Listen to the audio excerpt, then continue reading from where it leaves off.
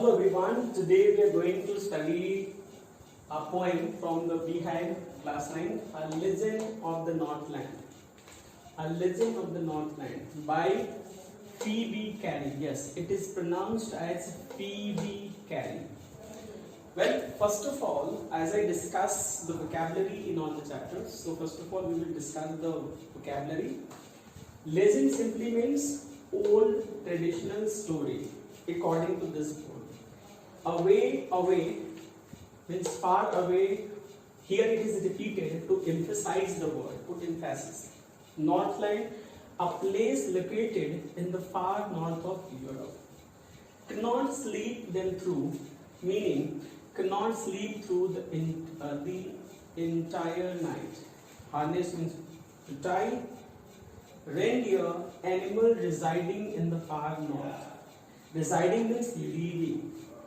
Sledges means animal drawn carriage. It's a kind of carriage drawn by the animal used for transportation over snow. And furry means made of fur or covered with fur. Preach means to give a talk, also called a sermon, on a religious subject. So, a legend of the Northland, as it suggests, old traditional story. So naturally, the title suggests that there must be any story inside the poem. And the poem which contains a story is called a ballad. I want to repeat, ballad is a narrative poem which contains a story. Now the question arises, what kind of a story is there in the poem? So this story contains this poem contains a story about an old lady who was very greedy. Once, Saint Peter came to her cottage and she was making the bake. Saint Peter was hungry, so he demanded some food. She was so greedy that whichever cake she was giving him, she felt that it was too big to give him, and she was unable to give. Seeing this, Saint Peter became very angry, he became furious, and he cursed old lady to be a woodpecker. And it tells her a moral, it gives a moral to everyone that we should be generous in helping the needy and the hungry people. So this is about the background or the theme, or the summary of the poem, and now let's begin stanza wise. Yes, so stanza 1. Away in the Northland. Away means far away. Far away. This is repeated, right? You can also call it repetition. That's why I've underlined with the name. Away in the Northland. Literary devices used here. Repetition. A is also repeated, right? That can be called alliteration. You know that repetition of word is called repetition, and repetition of the same letter in the consecutive words or used in the same sentence is called alliteration, like A, T, etc. Right? So away in the Northland, where the hours of the day are few. Now, how are the hours? Hours are the few. It means the days are small and the nights are not long, and the nights are so long in winter that they cannot sleep them through. Means days are smaller and nights are so long that they cannot sleep for the whole night. Where they harness the swift reindeer to the sledges. Now what they do? They tie the swift means runs fast, reindeer to the sledge. Sledge, I told you, carriage drawn by the animals. So they tie the reindeer to the sledge when it snows. Whenever it snows, they like sledging with the help of reindeer. And children look like bear's cubs. How do children look like? Look like bear's cubs. Bear's cubs. Why bear cubs? Because in their funny furry clothes, their clothes are furry, so they look like bear's cubs. Now moving on to stanza 3rd and 4th. They tell them, now T, used in each word. So this is the repetition of the same letter. So this is alliteration, literary device used in alliteration. Here Y alliteration, T alliteration. Well, they tell them a curious story. They means the people of Northland tell them. They means children. A curious story. The story which makes person interested. Right? I don't believe is true. The poet is saying that I don't believe it is true. It is true means it is true. It is true, and yet you may learn a lesson. Means I don't know whether the story is right or wrong, but when you listen it, you may learn a lesson. And it is said that from wherever we get a lesson, we should listen to that. We should get that lesson. And if I tell the tell here means tell refers to story. And if I tell the tell to you, you will get a lesson. Once, now the poet begins to tell the story. What is the story? What he has heard? What she has heard? Once, when the good Saint Peter lived in the world below. Actually, it simply says, once upon a time, when Saint Peter was wandering around, and she came down to a cottage and walked about it. He was just rambling around and walked about it preaching. And what was he doing everywhere? He was preaching. What do you mean by preach? Preaching is to give a talk, a kind of sermon on a religious subject about God or religion. So he was preaching, just as he did, you know that. Saints used to do that. Yes, so just he was doing. Yes, so while traveling around the world, Saint Peter was preaching and he came to the door of a cottage. He was very hungry, so he came to the door of a cottage. Cottage means small house.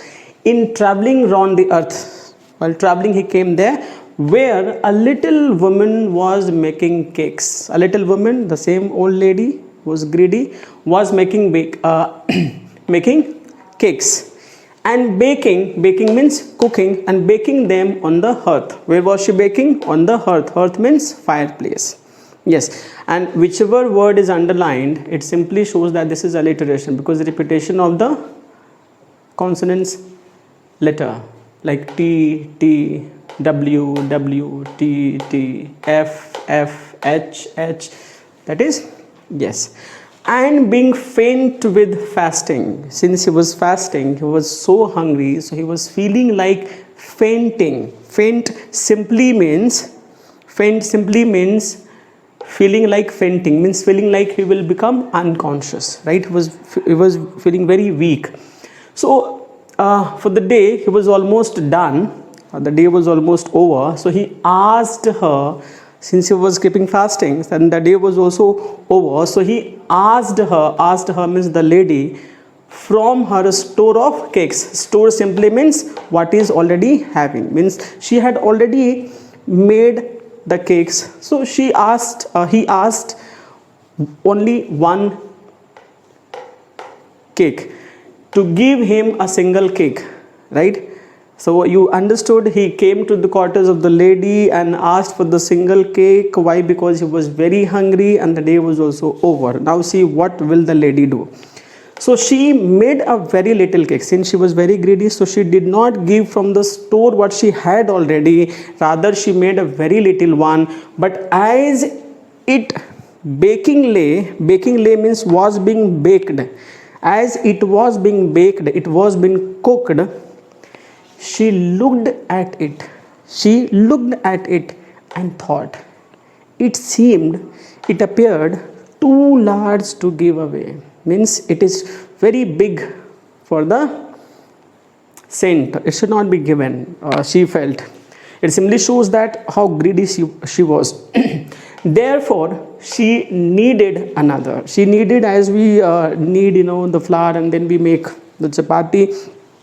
So therefore she needed another. Need simply means, here you can see, needed means molded the dough off, right? So therefore she needed another, and still a smaller one. Then she made a smaller one, smaller than the previous, but it looked when she turned it over, as large as the first had done. Again, when she made, it looked too large for the scent. And she again thought that, this should not be given to the scent. The old lady was so greedy that even second time also she felt that, like cake was too large to be given. And now the third attempt, then she took a tiny scrap of dough. Tiny scrap means very small piece. Dough means cake mixture, right? And rolled it flat. Now she rolled and rolled is repeated to show that it was rolled very thin. Yes, and baked it thin as a wafer. Wafer, it's very thin. So she made it the cake as a wafer, thin slice, very thin slice. But she couldn't part with that also. Part with means give away. Means she was unable to give that also. So greedy she was. For she said, my cakes that seem too small. Now see the line what she is saying. For she said, my cakes that seem too small, when I eat of them myself. When she eats, it seems very small and yet too large to give away. But when she has to give the same cake, it appears too large. So she put them on the shelf. Shelf means place of store. Again, she puts that there on the shelf. Now, Saint Peter was actually maintaining his patience, but then good Saint Peter grew angry. It is very difficult to provoke any saint, but the behavior of old lady provoked him. Then good Saint Peter grew angry, for he was hungry and faint. He was actually very hungry and feeling unconscious, right? And surely such a woman was enough to provoke a saint. Actually, he was provoked by a behavior, by the old lady's greedy behavior, and he said, you are far too selfish, right, to dwell in a human form. To dwell simply means to live. Dwell means to live, right? You are very selfish. Selfish simply means greedy or not considerate, who does not consider for others, who doesn't think for others, who thinks only for himself or herself, right? So saying, to dwell in a human form, to have both food and shelter and fire to keep you warm. You actually do not deserve to avail all these facilities to have a shelter and fire to keep you warm, right? Would you like it if anyone behaves like you? You are very hungry and you are asking for some food, but you are not given any food. He or she is giving you very small piece of cake or very small, very little food, right? Will you like it? Naturally, you will also be angry. Saint Peter really controlled, but finally he cursed. He said, now you shall build as the birds do. As the birds do. Wherever you have the comparison with the help of as, like, so, that is called simile. That is called simile, literary device. So now you shall build as the birds do. As the bird, just like birds, you will also do. How or what? And shall get your scanty food. Scanty food. Scanty means little food, right? Scanty food by boring and boring and boring. That's a repetition. Boring means making holes in the tree trunks with the beak to find food like insects. As insects do, you will also do the same. You do not deserve to dwell in a human body. And all day in the hard dry wood, where you will have to live, you will have to live there in dry wood. Wood simply refers to here forest. You do not deserve to be in the shelter, in the cottage, near the fireplace. Rather, you need to bear, you need to bore for the food. You have to work hard there in the dry wood. Then up. So he has cursed the lady After some time, then up she went through the chimney. You must have seen chimney there in the industries or the factories, like, and through which the smoke comes out. So then up she went through the chimney. She means old lady. Old lady came through the chimney, never speaking a word, and out of the top flew a woodpecker. Actually, she was converted into woodpecker, and the woodpecker came out of the chimney or through the chimney, for she was changed to a bird. Now she was not a lady, she was not an old woman, rather she was converted to a woodpecker. Why was she converted? Because of her greed. We should actually never be greedy like the old lady. Yes. Now she had a scarlet cap on her head. Scarlet simply means bright red. So she had a scarlet cap on her head, and that was left the same. That was not changed, that was only left the same. But all the rest of her clothes were burned. All other clothes were burnt black as a coal, means jet black in the flame. Flame means fire in the earth, right? The fire in the earth. All the other clothes were burnt there. And every country schoolboy, so the story is over. Every country schoolboy. What do you mean by country schoolboy? Country schoolboy meaning schoolboys who live in rural areas. And every country schoolboy had seen her in the wood. In the wood means in the jungle or in the forest, where she lives in the trees till this very day. Till this very day means even today, right? Boring and boring for food. What is she doing? Boring and boring means making holes in the tree trunks with her beak for finding food. Boring and boring, again repeated. So this is the use of repetition. And you find that I have underlined some letters. I just want to teach you assonance. Assonance is the repetition of the vowel sound, the vowel in the middle of the word in the same sentence. Like I in the middle of the word, I in the middle of the word.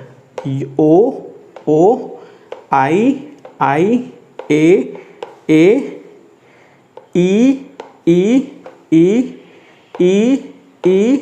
E. So these are called assonance. Same way there is consonance also. A repetition of the consonant in the middle of the word, like H, N, H, R. So all these are consonants. So you can easily find alliteration, consonants and assonance, and as I told you, simile. Yes. Yes, so the poem must be clear to you. A Legend of the Northland by Phoebe Cary. It really gives a very strong message, right? As it is conveyed to the country schoolboy, if like the people of that area tell them, if you